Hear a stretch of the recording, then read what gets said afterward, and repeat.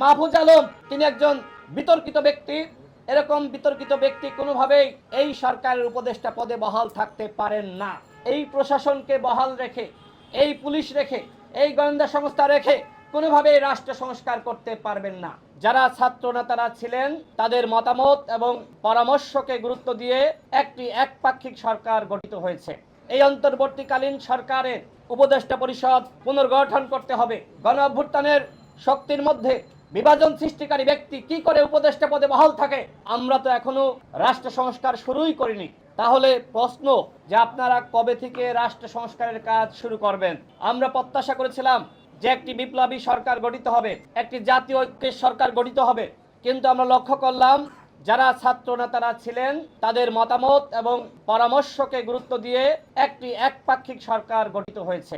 নাহিদ ইসলাম পদত্যাগের পরে অন্তর্বর্তীকালীন সরকারের প্রেস সচিব তিনি নাহিদকে পাশে বসিয়ে প্রেস ব্রিফিং করেছেন এবং তিনি এও বলেছেন আগামীতে নাহিদ ইসলাম প্রধানমন্ত্রী হতে পারে। এই কথা কি একজন সরকারের নিরপেক্ষ প্রেস সচিব বলতে পারে? বলতে পারে না।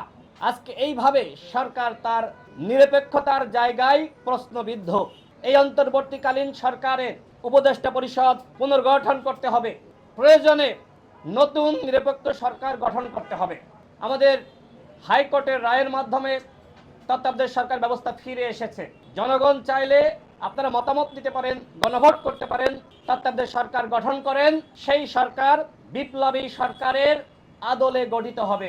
আমরা শেখ হাসিনার সময় বলেছি, শেখ হাসিনার জাতীয় সংসদ বহাল রেখে কোনোভাবেই নিরপেক্ষ নির্বাচন সম্ভবপর নয়। শিয়া বাটার ও ভিটামিন ই সমৃদ্ধ lily glam beauty soap. Lily, always beautiful. Sheikh Hasina একদিকে প্রধানমন্ত্রী, অন্যদিকে তিনি নিরপেক্ষ নির্বাচন দিবেন, সেই বাস্তবতা কিন্তু বাংলাদেশে ছিল না।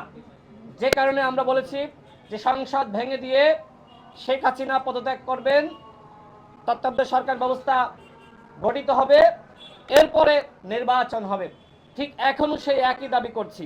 কোনো দল, অভ্যুত্থানের কোনো শক্তির পক্ষ বলে নাই যে ছাত্ররা 3 জন উপদেষ্টা হবে।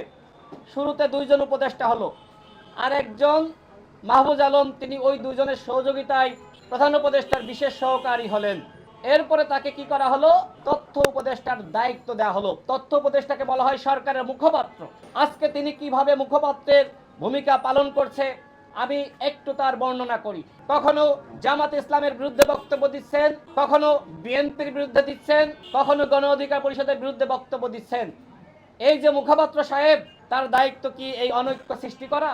তিনি যদি এত তাত্ত্বিক জ্ঞান ছড়াতে চান তাহলে পদত্যাগ করে কেন এই জ্ঞানের ভান্ডার খুলে বসেন না?